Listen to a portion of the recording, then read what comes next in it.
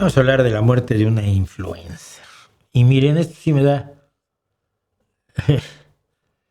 da bastante tristeza porque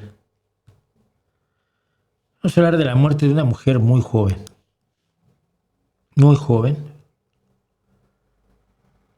con toda la buena intención del mundo. Y es esta chica, se llama Stacy Hatfield, nutricionista de baja toxicidad o de bajos tóxicos. De muy buena fe, yo estoy seguro que de buena fe, los embusteros son otros. De muy buena fe, ella pensaba que hay alimentos que tienen toxinas horribles. Y entonces estudió más o menos, probablemente en posts de YouTube, o en posts de Facebook, o en libros de pseudomedicina, pues, ¿qué es lo que los chiflados creen que es comida menos tóxica? Y entonces se convirtió y se dio el título de nutricionista de baja toxicidad y creadora de contenido de alimentos. Recetas saludables con verdaderos ingredientes de comida, porque hay ingredientes que son de mentiras. O sea, todo esto es una cosmovisión absolutamente fantasiosa, pero que no la vuelve mala. La vuelve víctima, y la vuelve víctima mucho peor después. Stacy Hatfield dice, su lema es: la naturaleza sabe mejor. Es mejor lo que dice la naturaleza que lo que diga la ciencia, cosa por el estilo. Y ella era Natural Spoonfuls, cucharadas naturales. Y si vas a si todavía está, pues debe estar su página de Instagram, porque son recetas veganas y de cosas de frutas y de cosas así, que no tienen las cosas que los estúpidos dicen que son malas, y no tienen otras cosas que probablemente no sea bueno consumir en grandes cantidades. Pero el problema es este. El problema es que Stacy Hatfield quería tener un parto natural, parto absolutamente natural. Y entonces echó mano de una mujer que se hace llamar la auténtica conservadora del nacimiento, Emily Lal. Emily Lal, que tiene 2 hijos, que es una mujer que promueve el parto en casa y el parto libre,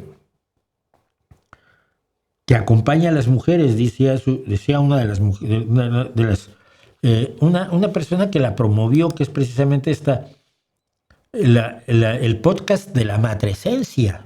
Es una forma de decir maternidad con ínfulas, y era este podcast que hicieron ya en 2021, era dar a luz fuera del sistema con Emily Lal, la verdadera preservadora de los nacimientos.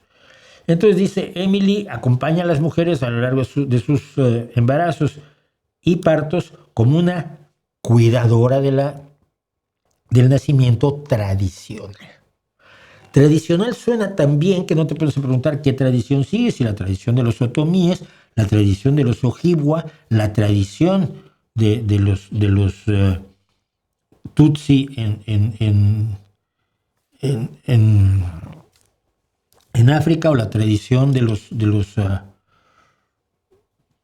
mongoles nómadas, o las tradiciones de las matronas rusas del siglo XVIII, del siglo XVII, del XIII o del XII. O sea, tradicional suena muy bien, pero no significa nada si no estipulas con certeza a qué puta tradición te estás refiriendo, de cuándo. Esta es la tradición de los grupos mazahuas que hay en el Estado de México, que tienen en la actualidad y que tienen ciertas raíces en el siglo XVIII, XIX, XVII, XVI, y quizás todavía les quedó algo del XV, del XIV. Pero eso no es lo tradicional, es solo una de las miles o decenas de miles de tradiciones que hay. Pero ella empezó su jornada, fíjate, de los nacimientos de esta manera. Fue con un ginecobstetra que le hizo un diagnóstico que le indicó que la fertilización in vitro era la única forma en que podría tener hijos. Ella dice que eso dijo el médico, pero el médico se pudo haber equivocado, ¿no? Siempre hay que preguntarle a dos en esas cosas. Donde terminó fue del otro lado con concepciones naturales, nacimiento en casa y el primer nacimiento libre de su segundo hijo. Ay, dice la que presenta esto, es fascinante cómo podemos pasar de un paradigma a otro. Sí, es fascinante. Es extraordinario cómo podemos ir de una convicción a otra radicalmente distinta sin pensar. Stacy Hatfield, de 30 años de edad. Es que a mí me rompe el alma, ¿no? Sé que creía tonterías brutales. Yo probablemente no hizo daño a nadie con su rollo de la comida natural, pero le quitó a alguien quizás el gusto de una hamburguesa que le habría venido bien. Pero en 10 de diciembre, el 29 de septiembre, esta chica de 30 años, influencer australiana, influencer, que es una palabra que a mí me causa muchos problemas, tuvo un nacimiento libre con Emily Lal, la auténtica preservadora del nacimiento, en su casa. Después del nacimiento se empezó a sentir mal, sufrió una hemorragia posparto y después de tener a su hijo, de tener a su pequeño hijo en manos de esta salvaje del nacimiento libre, empezó a tener, aquí hay una foto más grande de ella, empezó a tener problemas de hemorragia, se llamó a una ambulancia, a médicos de verdad, la ambulancia se la llevó, pero ya no se pudo hacer nada por ella. Cuando la policía regresó, porque allí había un problema real, descubrió que la preservadora del nacimiento, le cambio el nombre porque era The Birth Keeper, que puede traducirse de muchas maneras. La Birth Keeper ya había lavado y limpiado todo para evitarse problemas, porque sabe que es cómplice de una muerte que no tenía por qué haber ocurrido. Deja 2 niños, uno recién nacido, el que tuvo minutos, horas antes de su muerte por una hemorragia que no habría tenido en un hospital,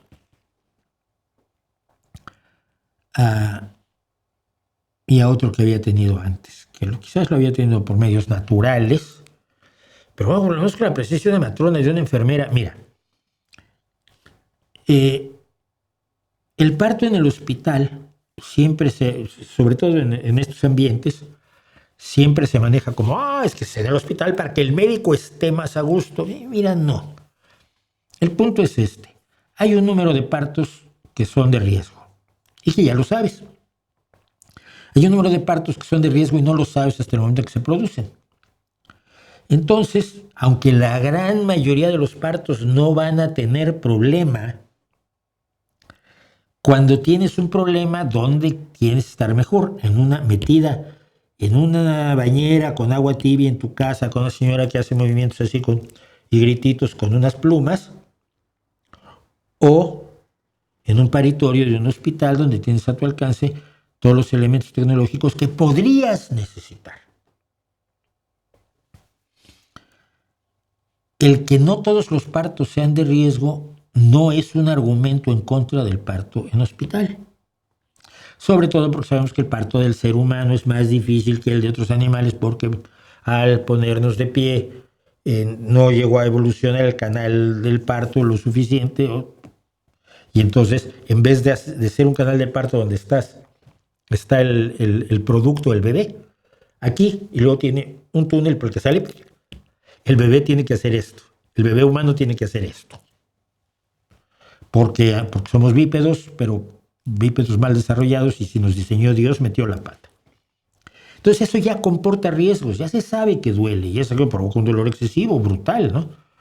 El segundo dolor peor del mundo, según algunos. Pero hacerlo en un hospital para reducir el riesgo, para evitarte algo, No es mala idea, ni es una crueldad, ni es una violación, ni mucho menos. Es algo que evita que una chica así muera, no pueda ver crecer a sus hijos, no pueda acompañar a su marido, que por supuesto la adora. Ahora están pidiendo ayuda. Hicieron un crowdfunding y se ve en el GoFundMe para Nathan y Axel Warner, que los dos hijos, porque pues ahora tiene este señor que mantener a dos hijos y ella, por lo visto, ganaba dinero como influencer de comida sana. Para que alguien así no se muera, vale la pena que muchas mujeres que no van a tener ningún problema tengan un parto en el hospital, en un paritorio, como debe de ser, con toda la tecnología a su alcance. Del mismo modo en que, aunque la gran mayoría de nosotros no nos vamos a morir de una gripe, vale la pena vacunarnos porque no solo la gripe es menos grave, sino que salvamos a los que se iban a morir. ¿Se entiende esto? Cuando Robert F. Kennedy dice, pero es que no se moría tanta gente de sarampión, sí, no es el problema. El problema no es, pues si me da sarampión mis probabilidades de morir son del 10%. Ya, ¿qué tal que las hacemos del 0%? ¿Qué tal que si no te mueres hay otras 25 cosas que pueden causar un sarampión, de 25 efectos colaterales que te van a acompañar toda la vida, incluidos algunos de desarrollo de problemas neuromotores de los cuales te enteras 10 o 15 años después de que tuviste el sarampión? ¿No es mejor vacunarte aunque tus probabilidades de morir fueran escasas?